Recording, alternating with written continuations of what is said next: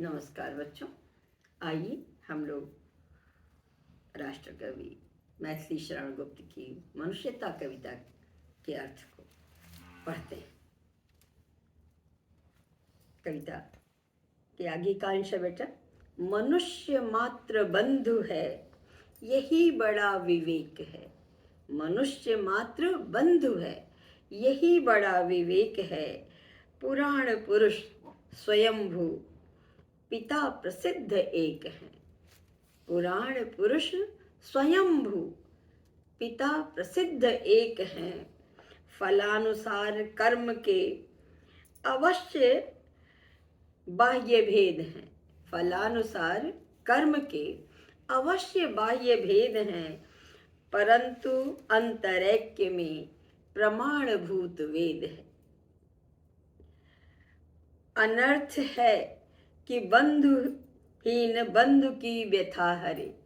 अनर्थ है कि बंधुहीन बंधु की व्यथा हरे, वही मनुष्य है कि जो मनुष्य के लिए मरे। यहाँ बेटा वो बताते हैं कि परम पिता परमेश्वर एक है, वो हम सब का पिता है। तो इस तरह हम सभी एक पिता की संतान है, तो क्या हुए? बंधु हुए ना, भाई हुए, एक ही पिता की संतान है। यही इसमें बताया गया है। क्या कहते हैं? मनुष्य मात्र बंधु है, यही बड़ा विवेक है।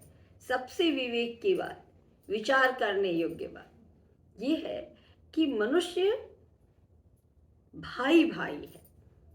क्यों? क्योंकि पुराण पुरुष स्वयंभू, पिता प्रसिद्ध एक हैं। पुराण पुरुष स्वयंभू, स्वयंभू जो स्वयं जन्म लेते हैं, ऐसे पिता, वो परब्रह्म परमात्मा, वो ईश्वर, वही सबका पिता है। इसलिए हम सारे मनुष्य बंधु हैं, भाई हैं, ये विचार करने योग्य बात है। फिर से देखो क्या कहते हैं, मनुष्य मात्र बंधु है, यही बड़ा विवेक है। सबसे बड़ा विवेक सोचने की चीज ये है कि मनुष्य भाई है। क्योंकि पुराण पुरुष स्वयं भू, स्वयं जन्म जो पिता है, वो हम सब का पिता है। वह एक ही है, परमात्मा। केवल हम नाम अलग अलग नाम से उसे जानते हैं, लेकिन वो स्वयंभू है, वो पिता, वो पुराण प्रसिद्ध पिता हैं, और वही हम सबके पिता हैं। फलानुसार कर्म के अवश्य बाह्य भेद हैं। कर्म के फल के अनुसार मनुष्य जो कर्म करता है, उस कर्म के अनुसार बाहरी भेद हैं हम में।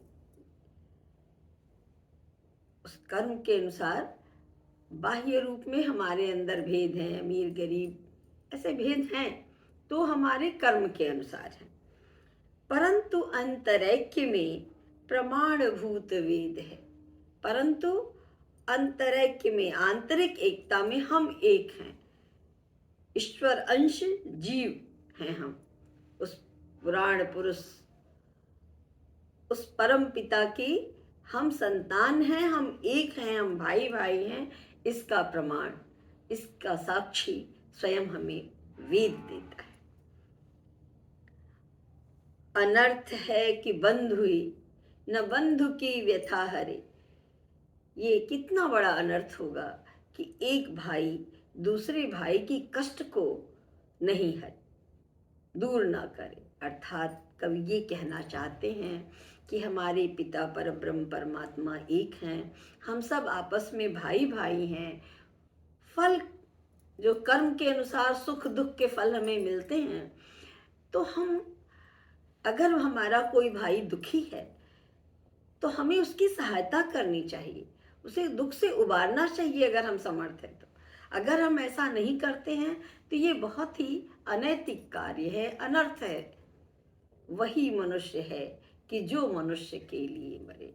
मनुष्य वही है जो मनुष्य के लिए मरता है, अर्थात एक दूसरे मनुष्य की सहायता करता है, उसको उबारने का प्रयत्न करता है, वही मनुष्य है। ये मानव धर्म ही मुख्य धर्म है।